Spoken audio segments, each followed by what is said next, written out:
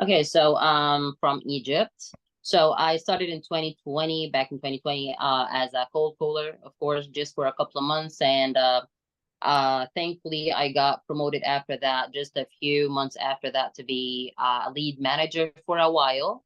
I was a lead manager with with several clients for around 1.5 years, 2 years, something like that. And then I got the chance to do something totally different, which was billing and collection for a private clinic in Texas.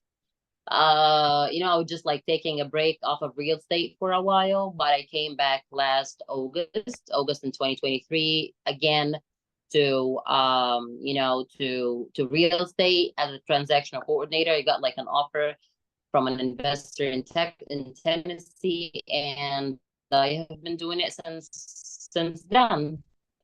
I worked with that client in 2023 I have been working with him since that time, but in the beginning I was trying to be, because as I told you, I was a lead manager before. So when I came back with him, I was trying for 2 or 3 months to be a closer, acquisition.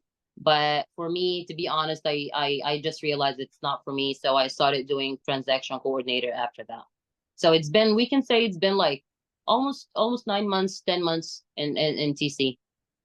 Okay, now, so you're currently working, right? You mentioned. Yeah, I'm currently Okay, working. and so tell me, I mean, why are you looking for like new opportunities in this case?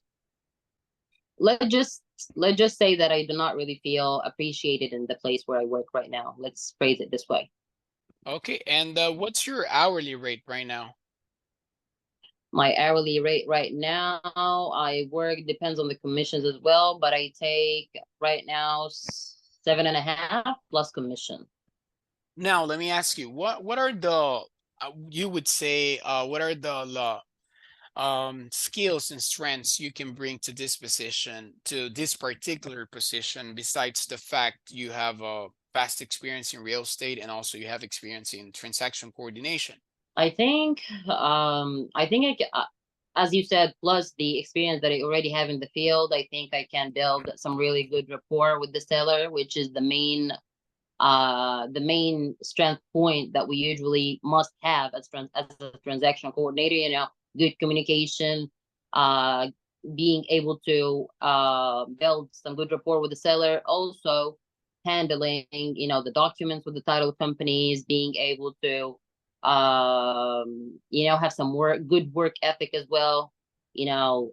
For example, I'm the one now who books the photographers to go take pictures for the property as well. I'm the one who I think I do so many things. It's not just about communicating with the seller or the title company. I think in my current position I do much more than that. Now, can you please provide me with an example of a time when you effectively communicated with clients during a real estate transaction, demonstrating patience and also clarity? Just an example.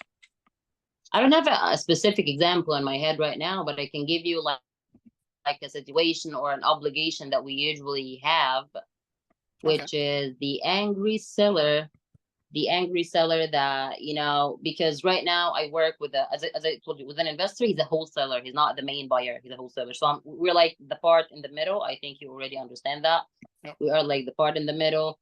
We just facilitate, like we make sure that we buy the property and then we find a suitable buyer for the property. This is what we do. So usually what happens when the process gets delayed or the closing date gets delayed for some reason, or we were not able to find a good buyer for the property, the seller gets really angry and really impatient when it comes, that happens a lot. So I think this is the number one obligation that I usually get: angry buyers when we do not close on time, or so I think in these cases I just try to show understanding, to explain the process, tell them what's going on behind the scenes, why it's taking that long. Um, just calm them down, make sure that they understand what's going on, and just, yeah. How do you prioritize tasks and also manage schedules efficiently to ensure smooth coordination of appointments and meetings as well? It depends on the task that I have. So if you want, I can just tell you once we get a contract, what I usually do to make sure that we have a smooth process. Yeah. So once we get a contract, as I told you before, I make sure that I contact the seller. I email the seller as well all of our information just for him to have a reference of the company that he's dealing with. So I send an email, I communicate with them over the phone as well to introduce myself and to let them know that, this is Alexa. Why, if you need anything, you can call this number and so on and so forth. And after that, I start, if I start, to know when exactly can we have access to the property, so I can go ahead and order pictures. I order, like ask someone to go or hire someone to go take pictures of the property. Once we get the pictures, I send them to the disposition department for them to list it online. And after this step, once we get any interested buyer, I'm the one who makes sure that we schedule an appointment with with the buyer or the person who's going to the property with the seller. I just make sure the seller is going to be available at that time. Mhm. And yeah, as I told before, if the seller have any questions, if the seller has any kind of issues or any kind of concerns, I make sure that it's always answered. And I also follow up with them on a weekly basis. I call them every week to let them know that we're working on it, to just inform them that we are in the process. Okay, perfect. And all right, can you please like share a situation where you had to ensure all paperwork was accurate and also complete while adhering to regulations and company policies? Can you tell me how do you handle that? So when it comes to documents, to be super honest with you, as I told you, some documents I handle them myself, and some other documents the disposition Disposition. department handles them. So it's not just me handling all the documents. So that's why I wanted to know what kind of, what kind of documents would you like for me to handle? But when it comes to documents, I think I'm willing to learn. I'm willing to know more if there's anything more needed. But when it comes to, as a transaction coordinator, I just make sure that all the documents that like once, for example, once we get a contract, I also I'm sorry, once we get a buyer for the property, I make sure that I contact the title company and send them all the documents that they have, like the AB contract, which is the contract between us and the seller, and the BC contract, which is the contract between us and the buyer as well, and all the information about the seller, all the information about the buyer, all the information about us as well. And they start their title search, and then they get back to me and make sure all the documents are going well, and that's it. Yeah. All right. Yeah, I mean that's basically what they do as well with the client.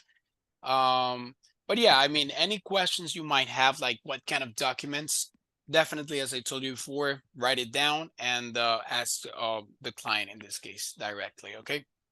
But yeah, they also have some The help. main reason why I'm asking specifically about the documents, because I think that was my biggest challenge when I got into as a transaction coordinator. I think that was my biggest challenge, understanding all the documents, especially that each and every title company has its own forms and Right. I'm sorry, each and every state have their own forms and have their own documents. So it would just kind of complicate it for me to understand each and everything in the beginning, especially that I it's my first time being a transaction coordinator, so it was not that easy for me to All right. just understand everything. No, right. I mean, if it's something new, obviously everybody like I mean, I would think, or I would see it as a challenge as well. I mean, everyone has his learning curve, right? So Mm, mm, mm. it's understandable. And so also I wanted you to describe a scenario basically where you actually build trust with a seller using your sales skills, and how did you approach the situation and what was the outcome? As I told you before, the biggest objection that we usually get is when the seller is angry that the closing process is taking so long. This is the biggest, like number one thing that we usually get. Hmm. And as I told before, I do handle it pretty well because I'm used to it. They just I try to calm them down, understand everything that's happening, tell them that why it's taking so long, tell them that we're still working on it, the backend team is working on it, try to follow up with them every week to make sure that they know that we're working on it. So I think, yeah, as I told you, this is number one objection. Okay. All right. And tell me, how do you plan to leverage your previous experience in customer service and also sales, if you have any sales experience, within the real estate industry to provide exceptional service to our clients? Any previous experience was already in real estate, so it's real estate is not something new to me. It just, I think, any skill that I learned by time, or I got the chance to have by time, it serves the current position that I'm applying for. I'm applying to be a transaction coordinator, and I think that all the skills that I currently have in my personality, they already serve that role, serve that position. And as I told you, yeah, it was all real estate already. So I already, have enough experience in the field. Perfect. Now, I wanted to let you know that the client's looking for someone that can stay within the company for years, also someone that would like to grow within the company. So I'd like to know what are your aspirations, what are your long-term career goals? To be honest, I'm super comfortable in my in doing real estate, especially that it's remotely, and I don't have to I don't have to work outside of my house. I just work from home, which is pretty